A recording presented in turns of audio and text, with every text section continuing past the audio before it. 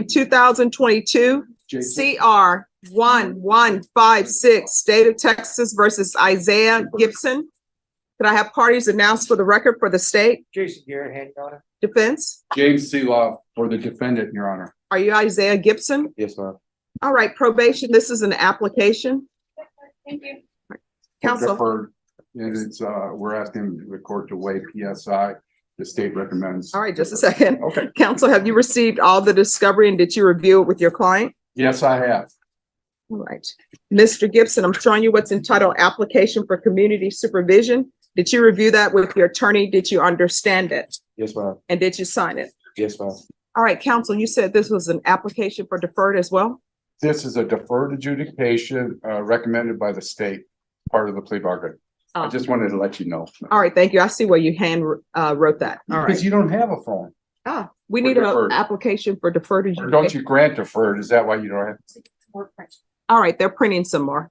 Oh, no, you can just ask other people in the courtroom. Yes, we give deferreds in this courtroom. All right, I'm going to show you what's entitled True Bill of Indictment. Did you review that with your attorney? Did you understand it? Yes, ma'am.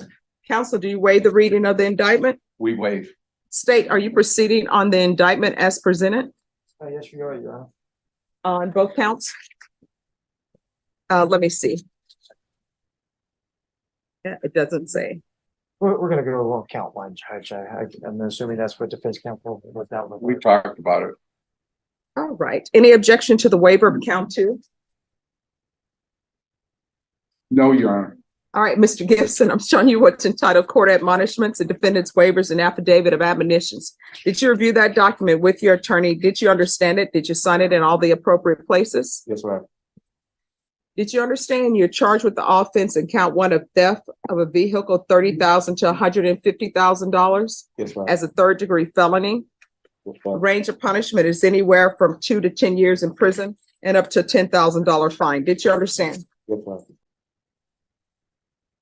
All right, so why are you taking what does not belong to you? I was homeless and it was an opportunity for me to get some money, a payment, and I just didn't know what to do at the time. And I'm just owning up to my mistakes, Your Honor. How old are you? 26. All right, being homeless doesn't give you the excuse or pass to commit crimes. His is the moment where reality hits like a hammer. The judge lays it out plainly. Theft of a vehicle at this level is a third-degree felony. We're talking years in prison, not months, and fines that could ruin someone's future. The defense might hope for leniency, but the law doesn't sugarcoat it. Viewers, ask yourself, if you were on that bench, would you lean into compassion because of Isaiah's past struggles, or would you focus strictly on the crime itself? That's the heart of this courtroom drama, balancing empathy with accountability. Because if that's the case, then everybody can be homeless and everybody who's homeless can say, oh yeah, I robbed a bank, I'm homeless. And I'm admitting that I robbed a bank. Excuse me and forgive me because I'm homeless. That's not an excuse to commit crime. You understand? Yes, ma'am. There are laws. So do you have any children? Yes, ma'am. What are their ages? I have a 7-year-old, 1-year-old, and I have kids on the way. So you have children on the way? Yes, ma'am. Perhaps twins. All right. And how long have you been homeless? That was back in 2020. I'm no longer homeless anymore. Why would you, and this is just a question that I want answered because I'm always curious. And I think if you're in the legal field, you need to be curious. Why would you continue to have children when you're not stable? For example, you have a 7-year-old, a 1-year-old, and now you say you have children on the way. Why would you bring other children into this world and do activities that will result in children being brought in this world and you don't even have your life together? That's just my mistake, Your Honor. No, I mean, it's not a mistake. Those are choices. People choose to do whatever activities they do.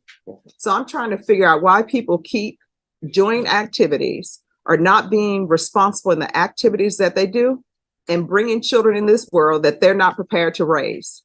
Do you understand that taxpayers are tired of taking care of other people's children? Yes, ma'am. So these children that you're about to have, if you do daycare and you're getting, you don't have to pay the full price of daycare. You know why you don't? Because taxpayers are paying for it, not you. If you get housing and you're really supposed to be paying $2,500 a month, and you're really paying $34 a month, you know who's picking up that tab? Taxpayers. Taxpayers are tired of doing that. And you're old enough to know better, and you're old enough to know where children come from. So why would you be irresponsible, make a choice to have these children, and you're not taking care of them? Well, I am taking care of my 1-year-old son I have now, and that was like 2-3 years ago when I wasn't with my other mother of my child. So how many mothers of children do you have? It's just 2. All right. So while you're out there homeless, who was paying for your child to eat? Think about that. Because a 7-year-old, a 1-year-old, you can't just put them at Travis Park and say, well, I've helped create you, go forth, hunt for yourself. So when you're homeless and when you're saying, I can't get my life together, who is providing diapers for your children? Because I know people don't do cotton anymore because people think that's beneath them. But when you can't afford the Pampers or whatever, you should go back to cotton. So when you're homeless and not doing anything, who's supporting your children? Because it wasn't you. At the time, it was the mother of my child. You know? Yeah. And And so when you have children, you can't fall down on your job because they can't financially support themselves. Do you understand? yes, ma'am. Your Honor, since this has happened, he has been employed, and he assures me that he's employable once he's released. All right. And why were you homeless? Well, I just didn't want to go back home, and I couldn't find a good job, but I lost my ID, and I just couldn't find the money to go get a new ID. So you'd rather be homeless than go back home. No, my mom wasn't allowing me to go back home. All right. And how old were you? I was 23 at the time. All right. Is your mom a good mom? Yes, ma'am. So she probably wasn't allowing you to go back home because you don't want to follow her rules. And I always tell people, when you go back home to live with your mom, you're not an adult because you're not paying for the roof that's over your head and you're not paying for food. And I'm sure your mom probably was saying, I'm not going to have a grown man just living at my house doing nothing. You understand? Yes, ma'am. How far did you go in school? I graduated high school. And what are you planning on doing with the rest of your life? I'm planning on getting my CDL and driving trucks because I have a cousin who has his own trucking company, and I wanted to drive trucks with him. All right, this is what the court is going to do. The court is going to sentence you to 8 years deferred adjudication. There's a $500 fine that will be probated. There's restitution to Home Depot, regular reporting by Zoom or in person. There's to be regular UAs,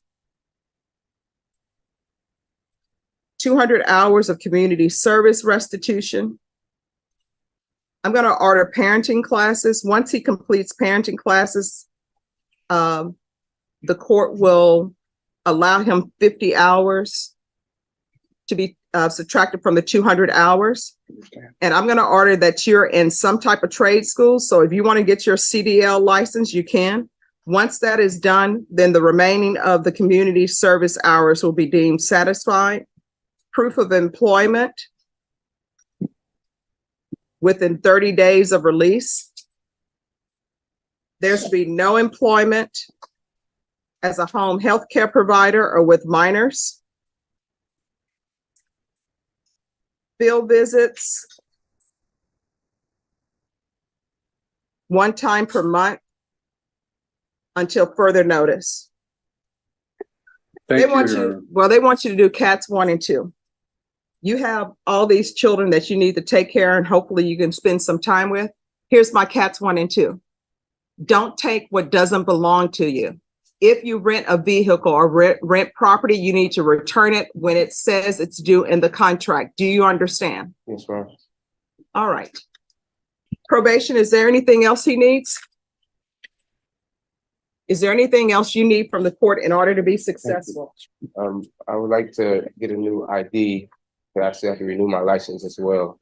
All right, so you'll have to do that. If you tell probation about that, they'll give you the steps that you need in order to do that. Yes, ma'am. But what I can tell you, I've recently had my license renewed, and guess what? You got to make an appointment. And they're going to want your birth certificate or either passport. And if you don't have those, they will give you a temporary ID and make you pay the $33 for it. And guess what? It's only good for 2 weeks. All right, sir. All right, I'm gonna show you what's entitled Trial Court Certification of Defendant's Rights to Appeal. Did you review that with your attorney? Did you understand it? And did you sign it? Yes, ma'am. All right, good luck to you. Do better. Yes, ma'am. Thank you. Thank you very much, Your Honor.